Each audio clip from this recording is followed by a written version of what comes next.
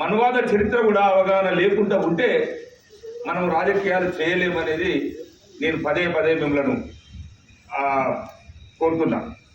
ఏంటి అని అంటే మనకు రాజ్యాంగంలో పొందుపరిచింది ఏంటంటే ఒకే వ్యక్తి, ఒకే వాల్యూ, ఒకే ఓటు అని పెట్టిండు.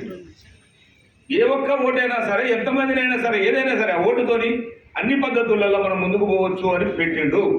ఒకటి నేను గుర్తిస్తాను, ఒకటి మీకు తెలియపరుస్తాను.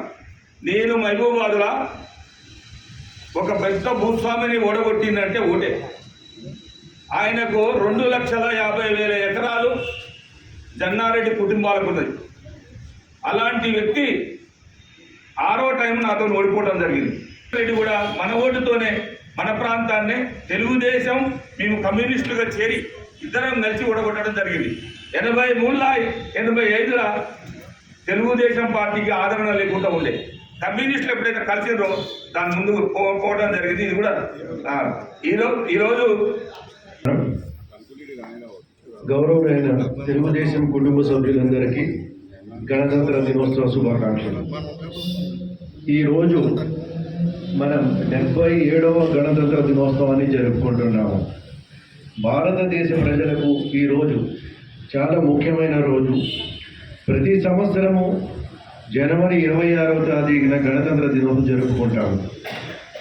మనకి 1947 ఆగస్టు 15న స్వాతంత్రం వచ్చినప్పటికీ సొంత రాజ్యాంగం మనకి లేదు.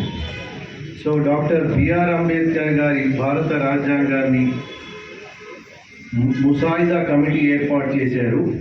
ఆ కమిటీ ద్వారా రాజ్యాంగాన్ని, ఓటు హక్కు ప్రతిదీ మనకు ఈ రాజ్యాంగం ద్వారా వచ్చినాయి. సో నాకు ఈ అవకాశం ఇచ్చిన తెలుగుదేశం కుటుంబ సభ్యులందరికీ ధన్యవాదాలు. జెండాను ఆవిష్కరించుకునేందుకు ఈ కార్యక్రమంలో పార్టిసిపేట్ అయిన పెద్దలు, పూజలు అన్న అరవింద్ కుమార్ గౌడ్ గారికి, సోదరిమణి శుభాకాంక్షలు, ధన్యవాదాలు తెలియజేస్తా ఉన్నాను. సోదరులారా, 1947 స్వతంత్రం వచ్చినప్పటికీ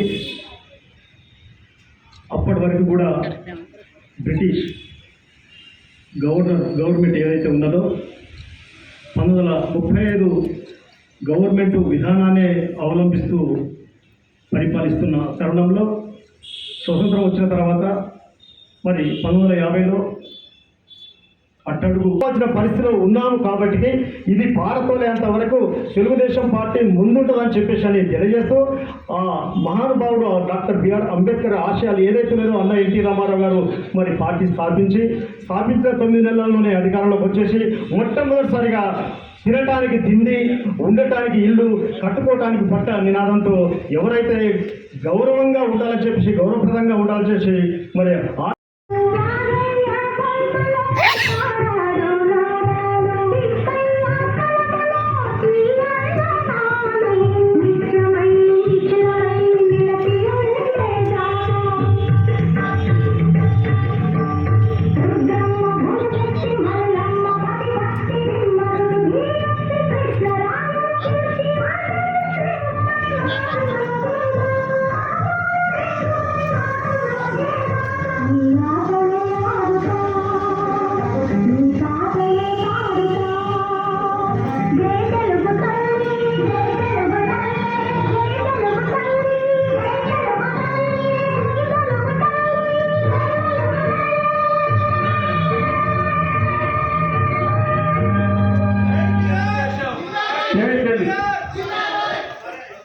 ఎన్టీఆర్ ఎన్టీఆర్ ఎన్టీఆర్ వర్ధిల్లాలి వర్ధిల్లాలి వర్ధిల్లాలి వర్ధిల్లాలి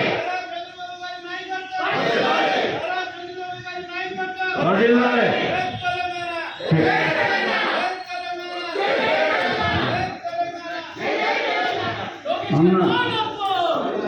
అన్న ఎన్టీఆర్ ఈ రోజు ఒక మహత్తరమైన రోజు. ఇంతకుముందు మనం అందరూ వాళ్ళు చెప్తూ ఉన్నారు రిపబ్లిక్ డే అని. రిపబ్లిక్ డే అంటే మనకి గణతంత్ర దినోత్సవం. గణతంత్ర దినోత్సవం అంటే సార్వభౌమాధికారాన్ని ప్రజాస్వామ్యబద్ధంగా స్వాతంత్రాన్ని మనం సిద్ధించుకున్న తర్వాత ఒక సార్వభౌమత్వం ఉండాలా, నియంతృత్వం ఉండాలా, లేకపోతే వ్యక్తి పాలన ఉండాలా, కూటమి పాలన ఉండాలా అని ఆలోచించుకున్న సమయంలో మనకి ఆ రోజున డాక్టర్ బిఆర్ అంబేద్కర్ గారు ఒక రాజ్యాంగ కమిటీని ఏర్పాటు చేసి ప్రజలే రారాజులు, ప్రజలే సార్వభౌములు, అంటే గణం అంటే ప్రజలు, వీరంతా కూడా తమ తంత్రాన్ని తామే నిర్వర్తించుకోవాలి, తమ వ్యవస్థని తామే రూపొందించుకోవాలి, ఓటు హక్కు ద్వారా తమ ప్రజాప్రతినిధులను ఎన్నుకోవాలి అని చెప్పి ఒక సర్వసత్తాక ప్రజాస్వామిక గణతంత్ర రాజ్యంగా ఈ భారతదేశాన్ని మతరహితంగా, ఈరోజు లౌకికవాదంగా, మతం ఏదైనప్పటికీ కూడా ప్రజలందరికీ ఒకే రకమైనటువంటి ఓటు హక్కు, ఒకే రకమైనటువంటి హక్కులు ఉండాలని చెప్పి ఇచ్చినటువంటి మహత్తరమైన రోజు. స్వాతంత్రం ఒక ఎత్తు అయితే మనకి ఒకరిని హక్కులతో పాటు బాధ్యతలు, బాధ్యతలతో పాటు ఆదేశక సూత్రాలుగా ఈరోజు మనం నిర్మించుకోవడానికి మనం ఒక వ్యవస్థగా ఏర్పాటు చూస్తే ఎంత ఆనందం అనిపించిందంటే జర్మనీని దాటుకుంటూ కూడా భారతదేశం ఒక మహోన్నతమైన ఆర్థిక వ్యవస్థగా ముందుకు వెళ్తుంది అని విన్నప్పుడు గర్వకారణంగా అనిపించింది. కానీ ఆ గర్వం మనకు కొంచెంసేపే నిలబడింది.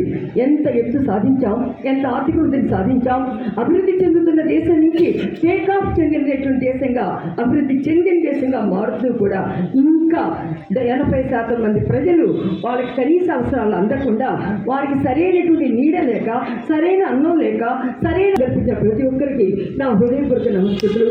జై భారత్, జై తెలంగాణ. సందర్భంగా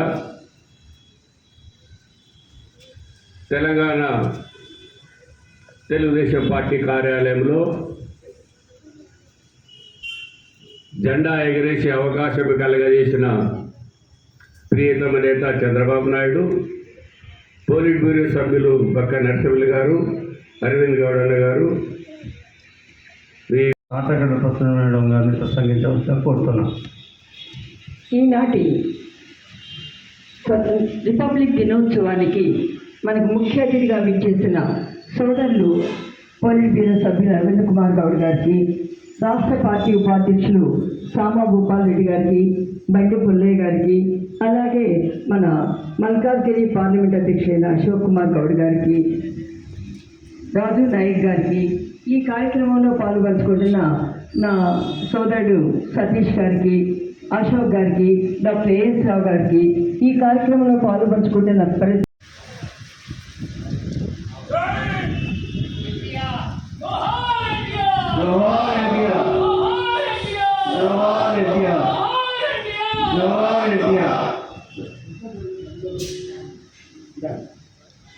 ఈ కార్యక్రమాన్ని ఉద్దేశించి మొట్టమొదటిగా బీసీసీల పూలమాలతో నివాళులు అర్పించవలసిన కోరుతున్నాను.